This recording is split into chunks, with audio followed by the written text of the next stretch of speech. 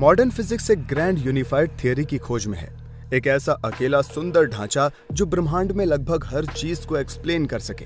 ये सेल्फ वास्तविकता की फंडामेंटल नेचर की खोज है।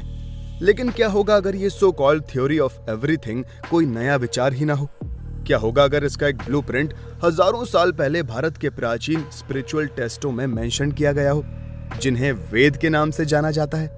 अब ये धर्म को विज्ञान के अगेंस्ट खड़ा करने के बारे में नहीं है। ये एक आकर्षक संगम की कहानी है, जहां प्राचीन ऋषियों की गहरी अंतर्दृष्टि मॉडर्न फिजिक्स की कुछ सबसे गहन खोजों के साथ मैच होती दिखती है। ये ब्रह्म की कहानी है, वो छिपी हुई इनफाइनाइट कॉन्शियसनेस जिसके बारे में वेदों ने दावा किया था कि वो उस हर चीज का स्रोत और सार है जिसे हम देखते हैं, और वो सब कुछ है जो हम हैं। एक पल के लिए कल्पना कीजिए कि जिस दुनिया को आप महसूस करते हैं, तारे, जमीन, आपके सिर में मौजूद विचार, वो एक बहुत गहरी अनदेखी रियलिटी की सरफेस के बराबर है। बस एक अदृश्य डायमेंशंस जो खाली जगह नहीं है, बल्कि अनंत क्षमता और चेतना से जीवित है। हजारों साल पहले, पहली दूरबीन से बहुत पहले, भारत में प्राचीन ऋषियों ने इस छिपे हुए ब्रह्मांड का नक्शा बनाने का दावा किया था। उन्होंने कांच और धातु के उपकरणों का उपयोग नहीं किया। उनकी प्रयोगशाला उनके अपने मन का शांत केंद्रित विस्तार थी, और उन्होंने जो पाया वो रियलिटी के बारे में हमारी समझ को हमेशा के लिए बदल सकता है। प्राचीन भारत के शांत जंगलों और पवित्र नदियों के किनारे विचारकों का एक असाधारण समूह उभरा।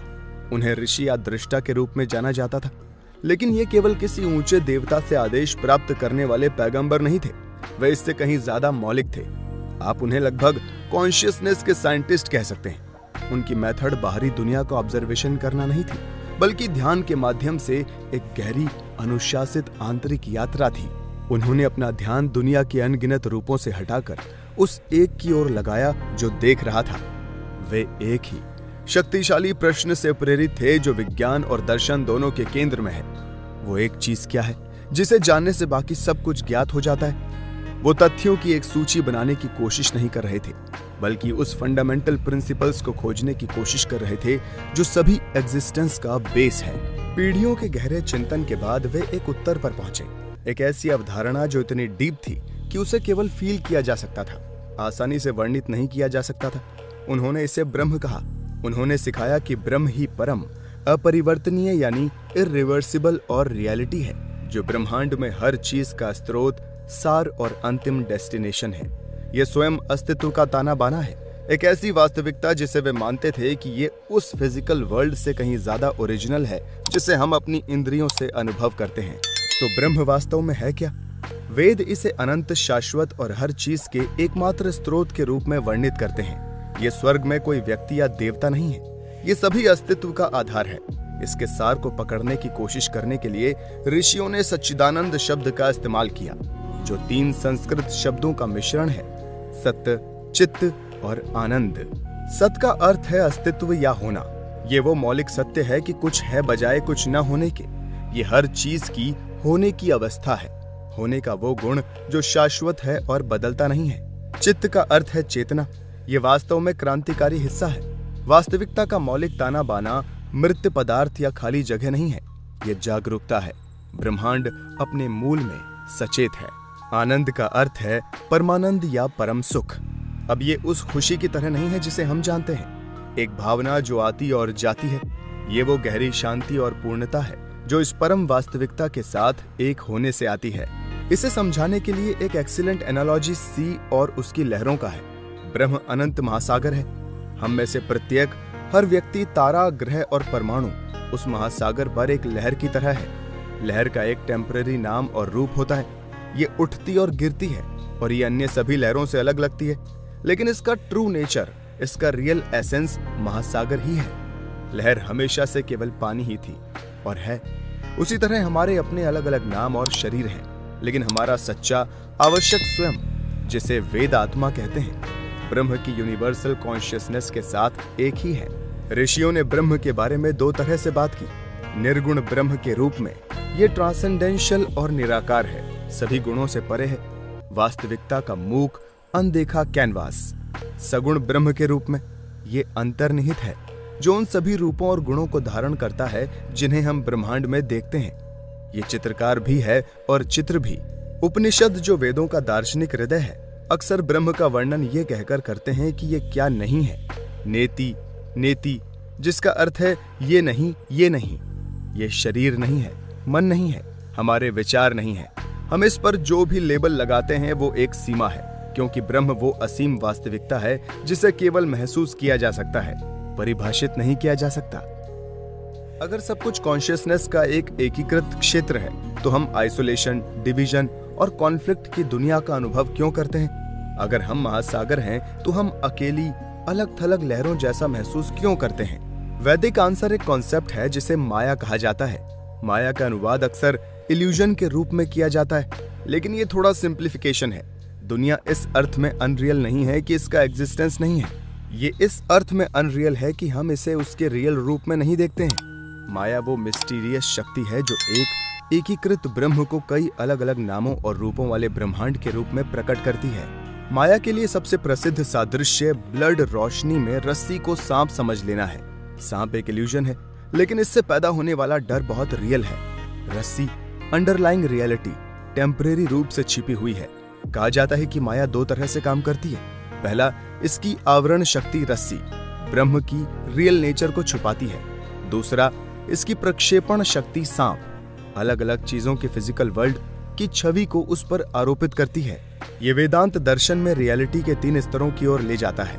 मैनिफेस्ट ट्रूथ यानी भ्रामक वास्तविकता, इसका मतलब होता है कि ये सांप है, ये एक सब्जेक्टिव टेम्परेरी इल्यूजन है जो करीब से देखने पर गायब हो जाता है। प्रैक्टिकल ट्रूथ यानी व्यवहारिक सत्य, इसका मतलब होता है कि ये रस्सी है, ये वस्तुओं, लोगों और भौतिक नियमों की हमारी रोजमर्रा की दुनिया है। ये अपने स्वयं के ढांचे के भीतर रियलिस्टिक और कंसिस्टेंट है। ट्रांसेंडेंशियल ट्रूथ यानी पारमार्थिक सत्य, ये अंतिम सत्य है। ब्रह्म, ये महसूस करना है कि रस्सी सिर्फ रेशे हैं जो अणु हैं, फिर परमाणु, फिर ऊर्जा, सभी एक अंडरलाइंग क्षेत्र का हिस्सा है। ये कंप्लीट इरिवर्सिबल ट्रूथ है। माया का इल्यूजन हमें हमारे टेम्परेरी रूप, लहर से पहचाने रखता है और हमें ये भुला देता है कि हम महासागर हैं। लेकिन वेद कहते हैं कि ये सब केवल गलत पहचान का मामला है। ऋग्वेद का एक प्रसिद्ध श्लोक कहता है, एकम सत्य विप्रा बहुधा वदंती। सत्य एक है, लेकिन ज्ञानी उसे कई नामों से पुकारते हैं। जो डाइवर्सिटी हम देखते हैं वो हमारी परसेप्शन का उत्पाद है, फंडामेंटल रियलिटी का नहीं।